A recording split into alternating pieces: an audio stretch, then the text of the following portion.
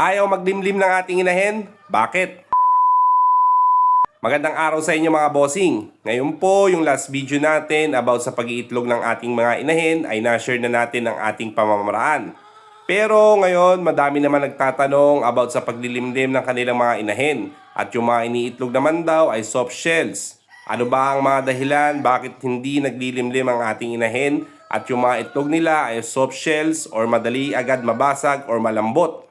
Sa dami po nag-comments po sa atin ay hindi na natin ito maiisa-isa pa. Kaya explain na lang po natin dito sa video para alam natin at makapanood at maintindihan. Salamat po. Ngayon, una po ay bakit hindi naglilimlim ang kanilang inahin? Bakit nga ba? Sinasabi ko na po sa inyo, ang paglilimlim ng isang inahin ay dapat talaga ay nakakawala siya or bata pa lang siya ay nakakaalpas na siya.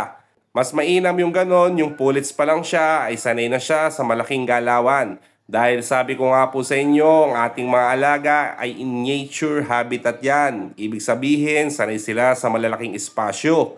At yun ang nagtuturo sa kanila sa paglaki nila ng ganito, ang kanilang nature na naglulublob sa lupa, humahapon sa puno, nakapag-breed ng kusa at nag-iitlog ng kahit walang breeding pellets or mga gamot na binibigay. At higit sa lahat, kaya nilang lumimlim dahil yun ang nature nila. Kaya wag na tayo magtataka kung minsan ayaw maglimlim ng inyong inahin. Kung pulits pa lang siya ay sanay na siya sa maliit na lagayan. Kaya may mga pamamaraan na tayo dyan na katulad ng mga bitamina na binibigay natin at mga patuka. Kaya kung gusto niyo na in nature ang pagkakapisa ng inyong mga itlog, ay isang pamamaraan lang ay bata pa lang ang inyong inahin ay hayaan nyo lang siya na nakakawala. Tapos, dito naman tayo sa soft shell mga bossing. Ang soft shell po ay ito yung nag-iitlog ng malambot o hindi matibay na itlog. Kaunting tunggo lang o tapak ng inahin ay nababasag na.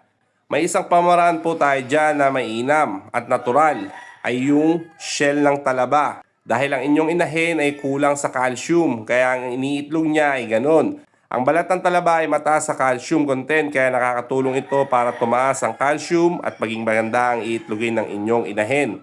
Tapos ang pamamaraan lang po doon, durug-durugin nyo lang po ng konti, ihagis-agis nyo lang po sa mga inahin nyo. Ganun lang po yon. Tapos may mga iba pa rin pamamaraan, may mga tableta po tayo nabibili sa mga poultry supply. Magtanong lang po kayo para bigyan po kayo ng calcium na para sa inahin. Tapos, dagdagan nyo na rin ng Egg 1000 para sa matibay at tuloy-tuloy ng pag-iitlog nito. Maraming salamat po sa inyo mga bossing. Pakishare po ang ating video. God bless po!